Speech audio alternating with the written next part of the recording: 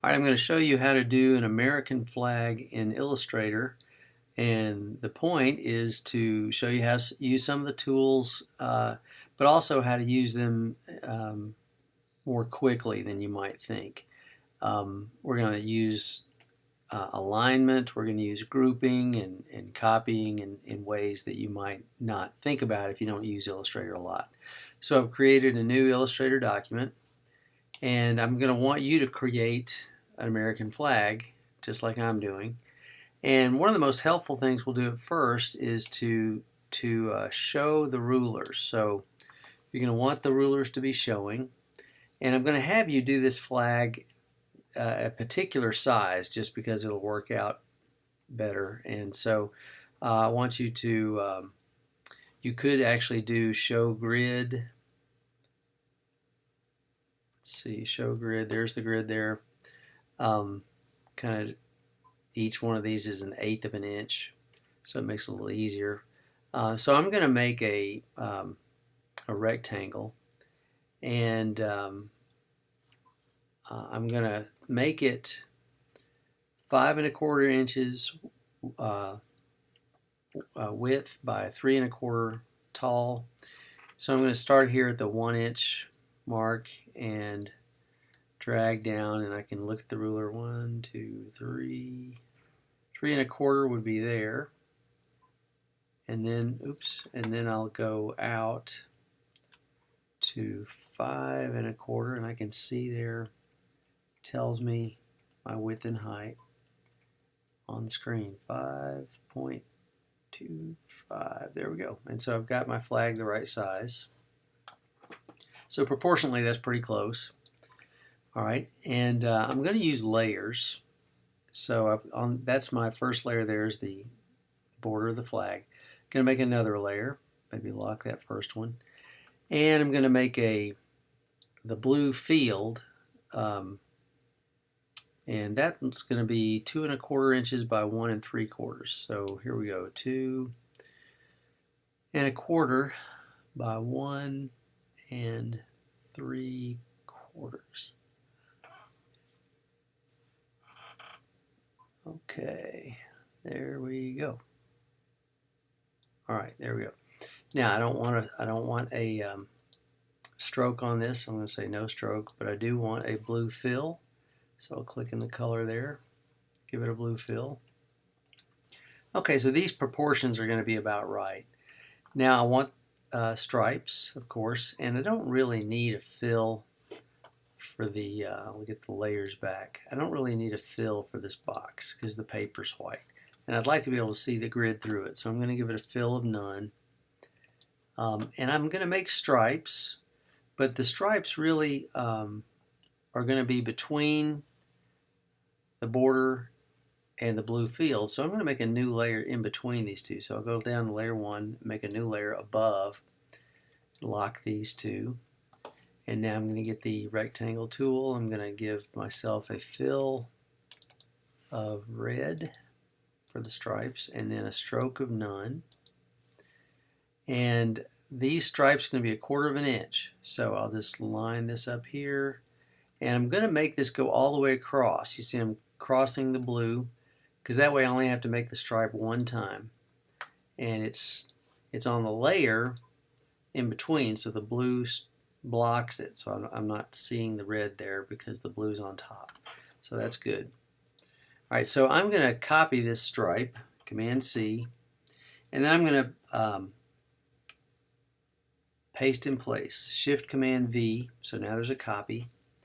Now I'm going to hold down the Shift and then press on the down arrow, 3, 4, and then I'll nudge it up there to the grid so that there's a 1/4 inch in between. Okay. Then I'll do the same thing again. Command C, Shift Command V, and nudge it up to fit the grid. Now at this point, if you'd like, you say, hey, you could select all 3 of these, copy them, paste them in place, Shift Command V, and move 3 more down. It's a little faster. like that. Then we need one more stripe at the bottom. So copy, Shift Command V, move it down to there, and there we go. We've got them all now. Okay, so I'm going to lock that. Next, I'm going to make a new layer for the stripe, the stars. Okay, so of course there are 50 stars. The way the stars are arranged, there are 5 rows of 6 stars, and then there are 4 rows of 5 stars interspersed between them. So we'll start just by creating a star, one star. I'll get the star tool. It's hidden under the rectangle tool there. There it is, and I want the color to be white. Don't really want a stroke, so I'll take the stroke off. And I'm just going to make this here on the blue field so I can see it. And I'm just going to try to make it about the size I think it should, but I'm not going to worry too much about size. If you make it too big, there's ways to fix that. So there's my star right there. Okay, so I'm going to make my row of 6 stars. So I'm going to copy this one, Command C, paste in place, Shift Command V, move it to the right with the right arrow. Okay, then I'll do the same again. Copy, paste in place, move to the right. Copy, paste in place, move to the right. I'm not measuring. I am sort of counting clicks, but I'm not being very careful about it. Command C, Shift Command V, move to the right, and then copy, Command C, Shift Command V, move to the right. Obviously that's too big, but I've got my row here. So now what I want is I'm going to nudge this in a little bit. I want my row to start there, and I want the row to end. I'm going to select this one, nudge it with the arrows back left a little bit. I want it to end there. Okay, so what I need is these stars to be evenly distributed between the first one and the last one. So I'm going to select them all. Hold down the Shift key, select them all, and I need a window called the Align window. You have to ask for it. Sometimes it shares the Pathfinder. And what I want to do, there's a lot of options here. You can play with them sometime to figure out what they all do. But this time, I want horizontal distribute center. Okay, so I'll click on that and notice how they distribute evenly from the center. Okay. All right, now I'm going to make this a group. Command G, and now this is a group. So if I click on one star, I can click on all of them. All right, so I'll copy this group, Command C. I'll paste it in place, Shift Command V. I'll move it down. Again, kind of the way I did the stars. I'm not going to worry too much about how many clicks, or I'm not going to measure. Command C, Shift Command V, arrow keys down. Command C, Shift Command V, arrow key down. And let's see, 1, 2, 3, 4, 5. I need 5 rows of these. So Command C, Shift Command V, arrow key down. Okay. So this, by the same token, I'm going to take this row. I want to nudge it down a little bit. That's about where I want the row to start. I'm going to take this row, select it, nudge it up to where I want the rows to end. Okay. And then very unevenly spaced, but I can now select each one of these. And I want these rows distributed vertically, with that one being the start row, that one being the end row, and these being distributed evenly. So here in the align, I'm going to do